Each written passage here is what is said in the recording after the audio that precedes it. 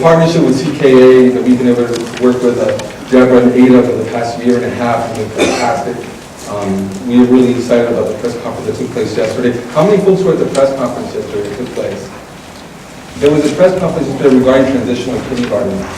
Specifically, Senator Smitty, who's the author of the bill, SB 1381, who put it in motion and became law, was actually at the press conference heading it up. We also had, basically talking about the importance of staying the course with transitional kindergarten implementation. Right? That's the main thing he was saying. That's what we've been saying across the board as well, at least in California, and our partners as well as Santa Clara County Office of Education and many other partners. Encouraging districts to stay the course because the governor's proposal is just that, a proposal. And the budget situation, as you all know, every year he has a proposal, and nothing is, it's not in stone yet until the legislature votes on it and approves it. So SB 1381 is law. We have it by, we are cautiously optimistic that it is going to continue to be law at the end of the day.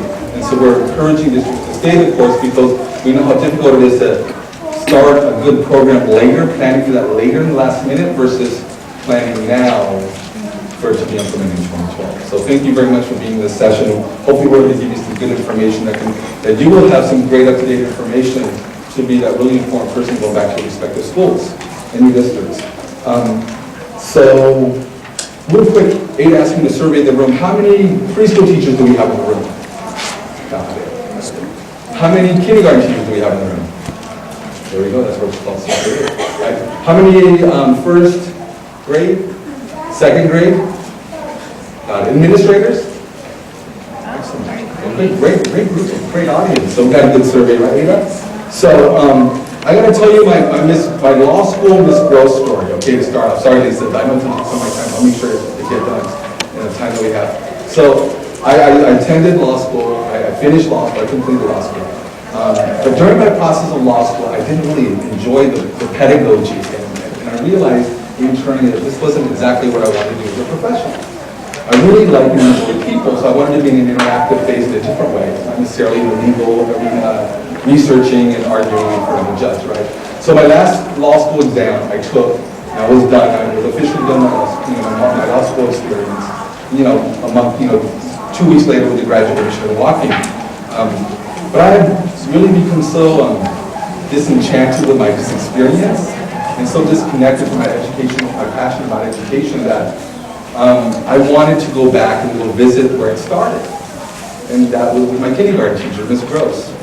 Back in Santa Ana Unified at Taft Elementary at 500 Keller Street. That's where the school was at. And I had told my wife that, you know what, like 2 weeks before, I really want to, I feel lost. I feel this, I don't feel like I have passion for it. And I'm a person that runs on passion. You'll see me as I sweat up here. And so I really wanted to connect back to my educational experience. So I was telling my wife, little did I know my wife called Mrs. Gross and doing this nice book for me for my graduation party and my family.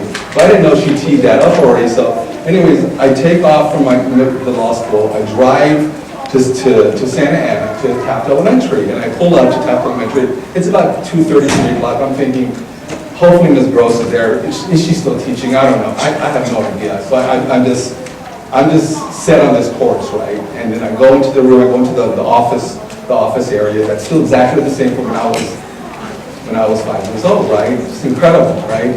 So I'm feeling nostalgic. I go, hey, is Ms. Gross still here? And does she still teach? And they go, yes. And I asked, is she here right now? He said, yes. I'm like, oh my, my heart starts thumping. Like, oh my God, I'm just seeing the person who really said it for me. Like what this was all about, like the love of learning. And they took me to her room and she was there. Now she's teaching, I think, 2nd grade. And then I got to see her and, big hug. She pulled out the article. You kindergarten teachers are amazing, right? She pulled out this news article that was there when I was there, that we did when we were in kindergarten in my year 1975. It was just fantastic, just the validation I felt, and it helped me get reconnected to why I love education. And how education for me is about, just love, right? It's about the work and the love and the commitment to it. So I just thought that was just a really powerful experience for me. And for me, it helped kind of dust off my pathway of where I need to get back on track. And I think that's what's really critical about, the work that's happening in transitional kindergarten is that it's taking kindergarten back to where it was. That experiential learning environment, right? That helps kids get get it deeper. That interaction between children and teacher is just at a different level, right? It's really critical, and that's what I think is really powerful is when we have this opportunity to transition to kindergarten with those September to December kids. So I'll go ahead and get started on that. I just had to tell that story because I had another story I wanted to tell. I'm like, no, that's a different story. I'll tell it for another day. But that one really is something that I was actually looking past school online. I was going to try to reconnect with Miss Girls, but I had a lot of stuff going on with this wonderful press stuff that was going on, right? So our agenda, Lisa and I, what we're going to cover is really talking about providing the overview of the legislation as Senate Bill 1381 that was moved forward by Senator Smitty.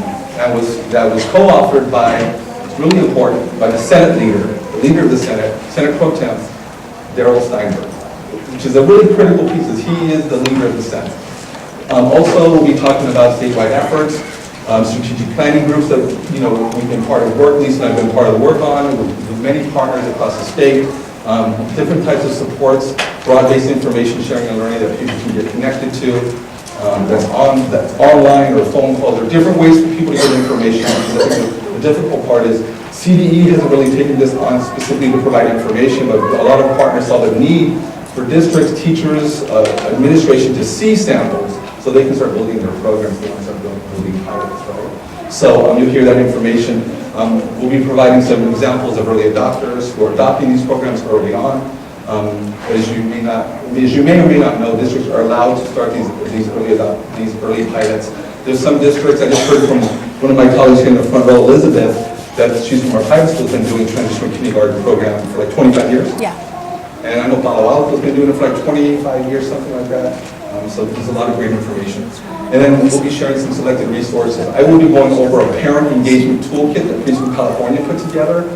And I hope it provides good information of what's helpful to get parents. I think one of the first steps is really critical is getting information out to parents, because as the law stands now, SB 1381, the legislation, is it's mandatory for districts to implement, but it's voluntary for parents to enroll, right? So that information to parents, just like kindergarten, is really critical to get them on board. Okay, just on to the next slide. So overview, Submitting Bill created the Kindergarten Readiness Act of 2010, which still stands as law. What did it do?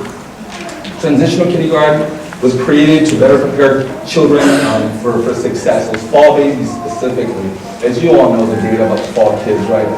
My sister was a fall child, so knowing the struggle she's had throughout the entire process from K all the way to high school, her struggle, and knowing that what a transitional kindergarten program really benefited her to really be able to get that deeper immersion early on in those months.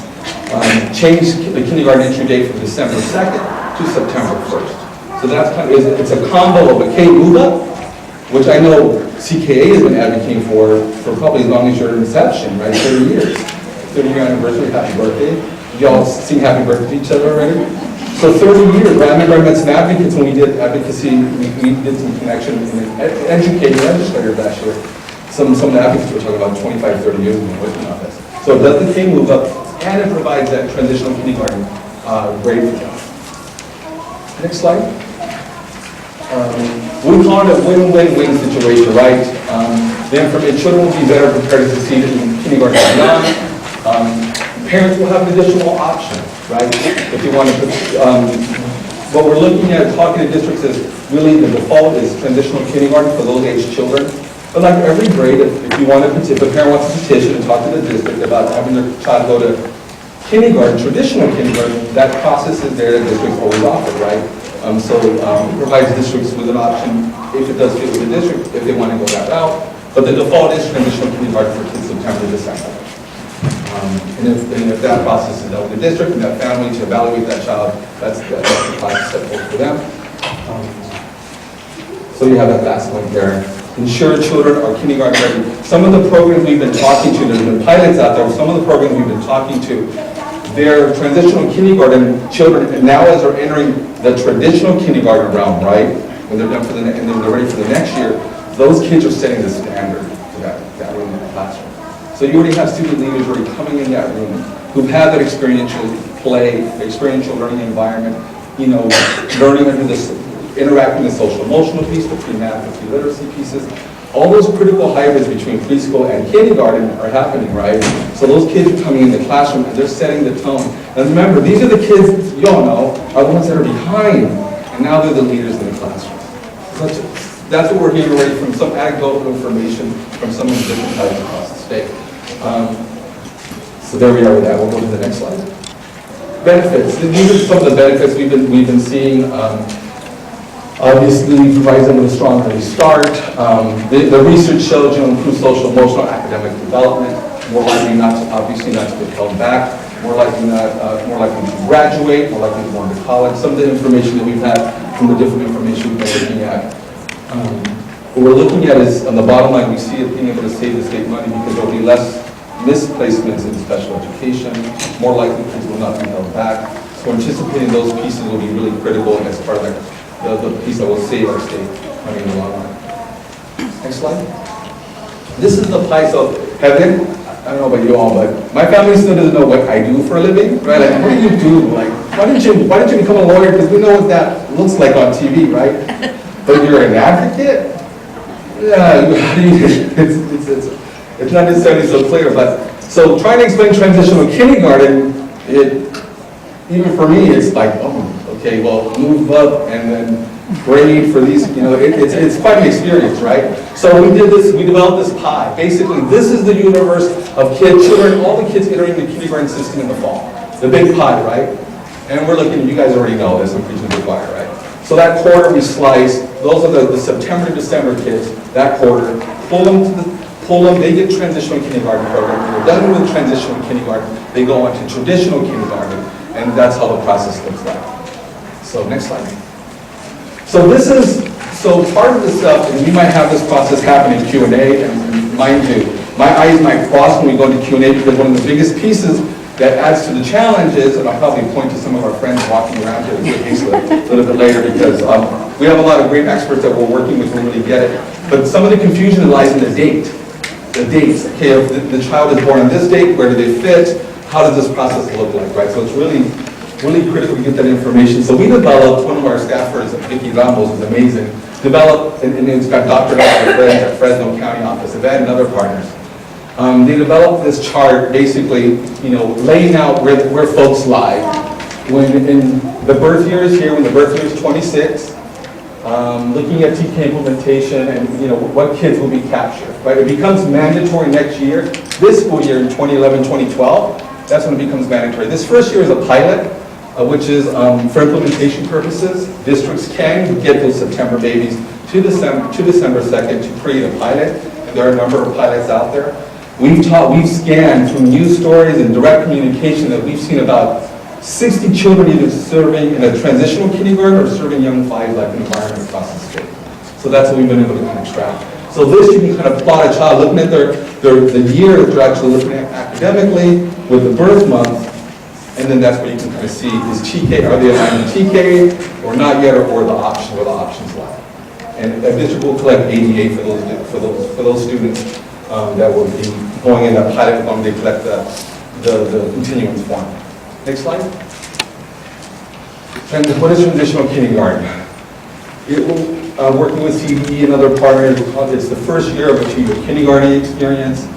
For those students, those fall-born children. I need some more.